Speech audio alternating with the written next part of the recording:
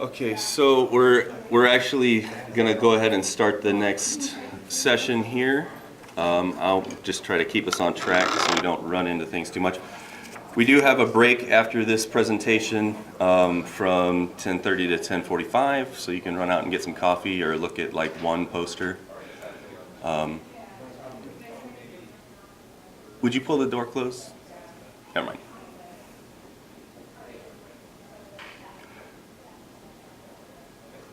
Perfect. So our next presenter is Matt Roby. He's a graduate research assistant in the Department of Agronomy here at Iowa State.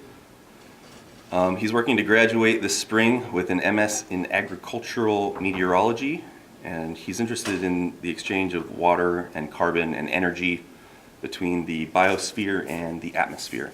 So with that, I'll turn it over to Matt.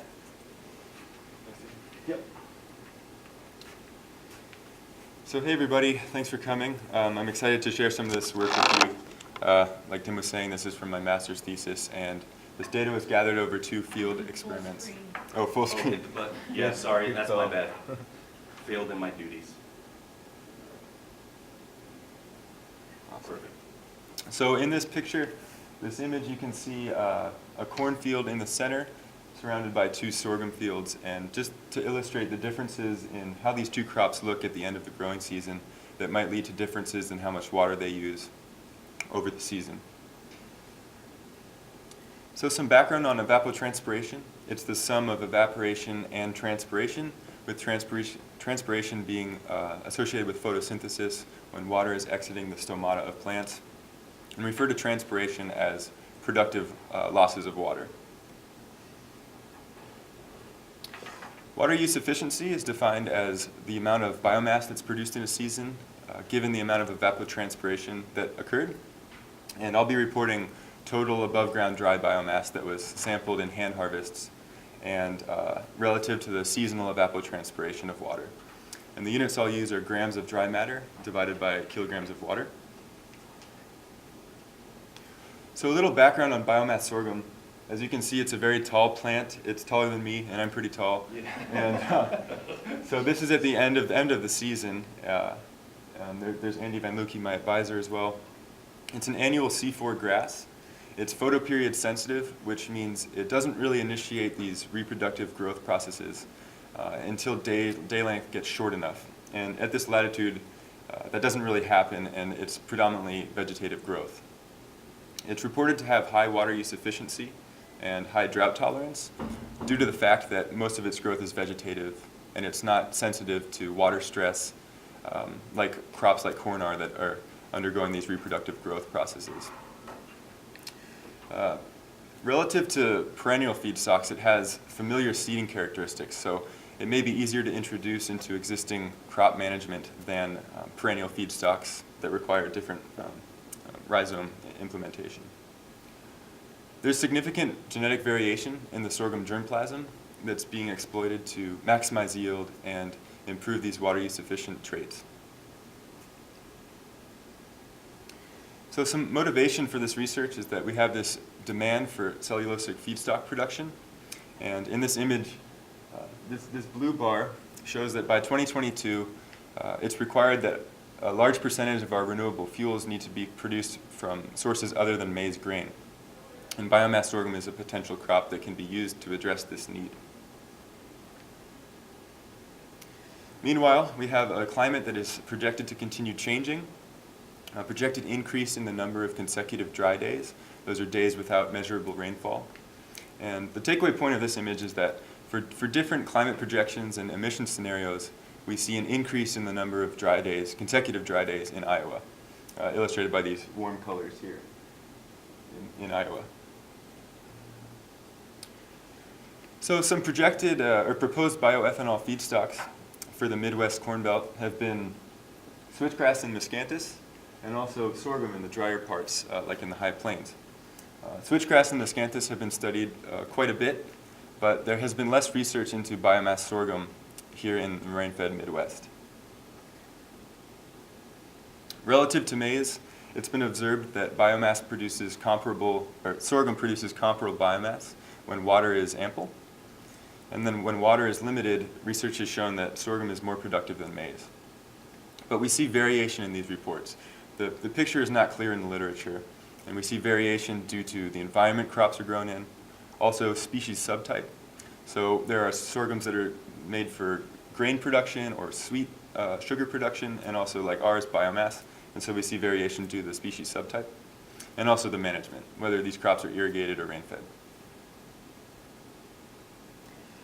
On the water use efficiency side, also when water is ample, there's research to show that sorghum and maize have similar water use efficiency, whereas when water is limited, research has shown sorghum to be more efficient in terms of water. But as I've said, the data for biomass sorghum in these rain-fed environments, like the Midwest, are limited. So our objective was to compare the total evapotranspiration, the total ET, and the water use efficiency of biomass sorghum and maize over these two growing seasons, 2014 and 2015, here in the rain-fed Midwest. And we did this at the Agronomy Research Farm, which is just west on Highway 30. And we used these weather stations like this to estimate latent heat flux. And we predicted that we would see similar total ET and similar water use efficiency for these two crops if water was not a limiting factor. Our experiment design is shown here. We had three plots of corn and 3 of sorghum. And I was very excited when we saw emergence happening, because it's kind of a time of anxiety when you're waiting for a crop to come out of the ground. It's a lot easier to put it into the ground than have it come up. So we planted both of these crops in early June of 2014 and 2015, which is a little bit late for corn, but sorghum has requirements. It likes warmer soil temperatures, so we want to make sure we use the same planting date for both species. We gave them the same amount of nitrogen in both years, and the row spacing was the same. And the way we estimate latent heat flux is using the surface energy budget, which basically shows how energy is moving around these ecosystems. So we say net radiation, that's the input of energy, and that's the balance between radiation that's coming from the sun, also long-wave radiation from the atmosphere, and the energy that's being emitted or reflected off of the surface. Sensible heat flux is when there's a difference in temperature between the atmosphere and vegetation, and that's exchanges of energy due to convection from wind and things like that. Soil heat flux is when there's a transfer of energy between the atmosphere and the soil, or there's storage of heat in the soil. And then finally, latent heat flux is that energy that's associated with a phase change of water. So when water is evapotranspired, energy is associated with latent heat, and that is captured in that term. So what we say is that the input net radiation, R, is equal to the sum of the energy outputs. And so we go out and we deploy these weather stations to measure net radiation, to measure soil heat flux and sensible heat flux, and then we solve for the missing link. And that gives us an estimate of latent heat flux, which is directly related to evapotranspiration. So at the heart of our research is that differences in land cover are going to have different signatures in the way energy and moisture moves between them and the atmosphere. And in this image, on the left, the corn is mature, senesced, but sorghum is still green, still growing. It has leaves that are actively transpiring, and we can detect that with our methodology. So to get into some quick results, we found that maize and sorghum had similar water use efficiencies as predicted in both seasons. In 2014, both crops' water use efficiency was about 3 grams of dry matter per kilogram of water, and we saw slightly higher efficiency in 2015. We believe that difference was due to increased biomass production in 2015 because we had more favorable growing conditions that year. So while that was the efficiency side, the cumulative ET shows that in this image we have maize in black and sorghum in gray. The dashed lines are for 2015, the solid lines are for 2014. And for the majority of the season, we saw that maize had greater evapotranspiration than sorghum. But at the end of the year, the maize ET began to plateau and peak, whereas the sorghum continued to evapotranspire water. And we think that's due to its more gradual and prolonged growing season.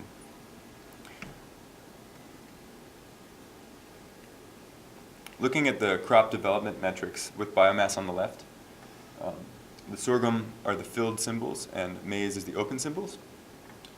We saw similar values of biomass production at the end of the year, but before the end of the year we saw that maize had more biomass than sorghum, showing that it developed more rapidly and achieved biomass, its peak biomass earlier than sorghum, whereas sorghum kind of had this more prolonged gradual development and was able to reach the same final biomass as maize. Yeah, leaf area index is a measure of how many leaves the canopy has per unit area. And we see that, again, for sorghum, there's greater leaf area index, which means there's more active surfaces for transpiration to occur. And also, we noticed that sorghum was able to maintain leaf area index at higher values than maize was. And so that's why we saw that continued transpiration in 2015. Since this project is looking at ethanol production, we calculated a theoretical ethanol yield based on the biomass that was harvested. And we saw basically the same amount of ethanol produced for both crop types, about half a liter per meter squared. And looking at the amount of water that was required to produce that amount of theoretical ethanol, we saw about 1,100 liters of water per liter of ethanol produced for both crop types. So no big difference in the crop types there. Here in a rain-fed system, we're interested in the efficient use of water, so we wanted to see, is there a point at which continuing to evapotranspire water does not result in any more biomass accumulation? So we saw that for the majority of the season, biomass increased linearly with evapotranspiration. But at some point, continued evapotranspiration is not resulting in any more biomass production, and that kind of represents a loss of efficiency, and we call that a non-productive loss. And it looks like that's occurring for lower total ET values in the maize relative to the sorghum. The sorghum is able to evapotranspire a little bit more than corn, but also produce a little bit more biomass. And the onset of those non-productive losses happens at later ET values. So while I've shown that the final season values are not very different between maize and biomass sorghum, if we look into the growing season, we see some interesting dynamics within the season. And these plots show latent heat flux, and it's kind of a lot of information to take in at once, but the y-axis is the progression through the season, so that's the day of year. Starting at the top of the y, day of year 200, moving down to day of year about 280. So that shows us the seasonal progression in latent heat flux. The x-axis shows the course of latent heat flux over a diurnal period. So this allows us to see not only the seasonal variation, but the variation as a day progresses. And it gets interesting if we take the difference in treatments. Taking maize minus sorghum latent heat flux, remember that's the energy that's due to water evapotranspiration. We see that for the majority, or for the first half of the season, latent heat flux is greater in maize. We also saw greater water use during that period and greater biomass production during that period.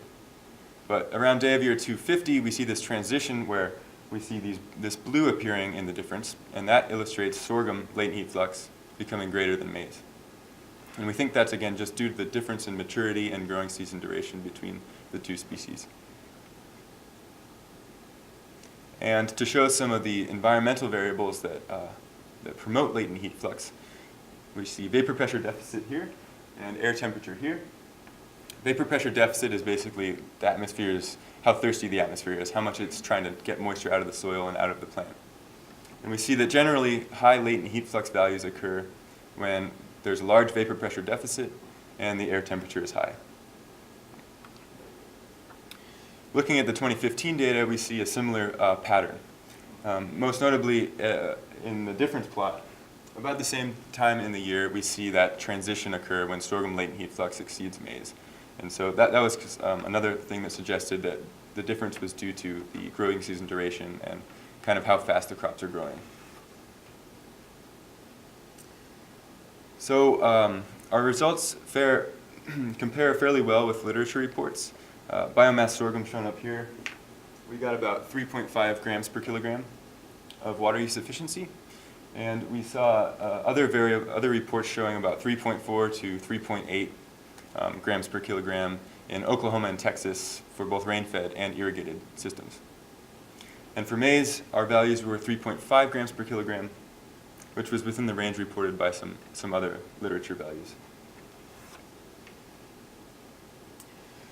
And so we didn't see stress occur during our experiment over 2014 and 2015. There was above average precipitation in both of those seasons. But we kind of wanted to know how might these differences look if stress did occur. Studies on irrigation deficit have shown that grain sorghum, which is a sorghum variety grown for grain production, was more water use efficient than maize. Other studies have shown that sweet sorghum was able to achieve yields that were closer to potential than maize during these irrigation deficit studies. And reasons for that are that sorghum is proposed to have a higher root length density. It's projected to invest more carbon into its roots to access deep water within the soil. And the fact that biomass sorghum, at least, is a vegetative crop primarily, it kind of has this inherent drought tolerance where it's not as sensitive to water stress as like corn would be during a reproductive stage. So on the climate side, we see this increase in air temperature that's projected, also an increase in the number of consecutive dry days. So we kind of expect, based on these mechanisms in sorghum, that we would find differences in water use efficiency if drought was to occur or if water stress was to occur in the field. So in conclusion, we found that the water use efficiency and the total ET was similar for maize and biomass sorghum over 2014 and 2015, and that differences in ET within the season were primarily due to the rate of growth and the timing of development and maturity, and the ability of sorghum to maintain leaf area index longer in the year. While we didn't encounter drought in either season, we don't believe that our results capture the full range of climate variability here in the Midwest. So just some acknowledgments. I'd like to thank Andy Van Lukey, who's been a very energetic and supportive advisor, and my committee in general. And we had a great team that helped deploy instruments and do a lot of field work for us. So I'd be happy to take some questions if anybody has any.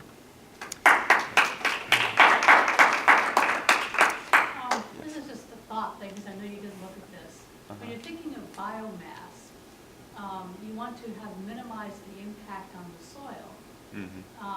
Of course, anytime you're taking a bunch of residue off, you're decreasing your gain matter and all. Right. In corn, the grain is going to go off separate from the stalks. Right. And a lot of the nitrogen, as the corn senesces, is transferred to the grain. And there's not as much left in the stalks. Since you don't have grain in the sorghum, it's all vegetative, I would expect that your biomass is going to be higher in nitrogen, at least at the end of the season, unless you let it overwinter and rain wash it out or something. And that, if you took that off over time, you could be exporting a lot of nitrogen from your field that would not do any good in the biomass. It's just, what would your thought be on that? That's a good point, and we did save our biomass harvests to run carbon and nitrogen analysis on those. We don't have the results yet back to show that, but I mean, that would be a concern if over a long amount of time excessive nitrogen is being removed from the ecosystem. That's not particularly beneficial for biomass, so I'd have to look more into that. The cellulosic plants are working on taking their leftover junk and turning it back into fertilizer for both nitrogen but potash and stuff too. And also, when you had a little bit more evaporation, transpiration in the late summer or early fall, of course it is C4, so eventually you think that would drop off, right? Yeah. C4 plant. But